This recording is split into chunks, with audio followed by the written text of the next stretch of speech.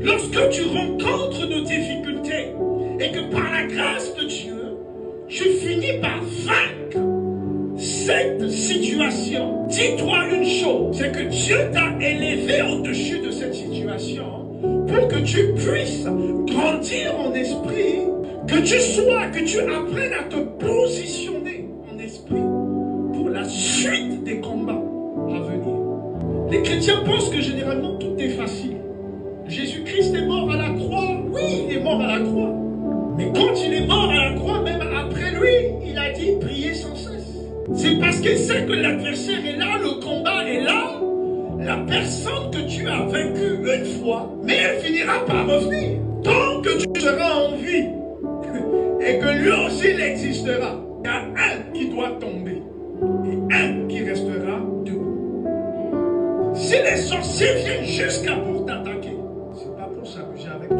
C'est pas pour te laisser le temps de respirer et de reprendre. La parole de Dieu dit que ils viennent, c'est pour t'égorger, te tuer et te détruire. Trois choses.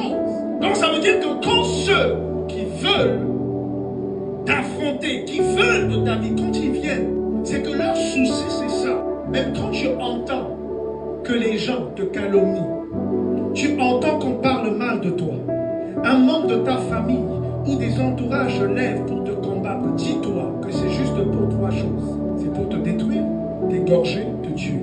S'ils n'arrivent pas à te tuer, ils vont partir, ils vont se préparer et ils vont revenir encore. Pour faire quoi? Pour t'égorger. S'ils n'arrivent pas à t'égorger, ils vont partir encore, ils vont se préparer. Pour faire quoi? Revenir. Dans quel but? Pour te détruire. L'heure est déjà là. Le temps est déjà arrivé où ton ennemi se lève et il vient vers toi, mais il ne te trouve pas debout. Tu es en train de dormir. Tu es distrait. L'Église n'a pas le temps d'être distrait. Dieu n'a pas le temps à la distraction, bien-aimé. Nous n'avons pas le temps à la distraction. Regardez, David était un enfant. Goliath n'a pas vu en lui un enfant.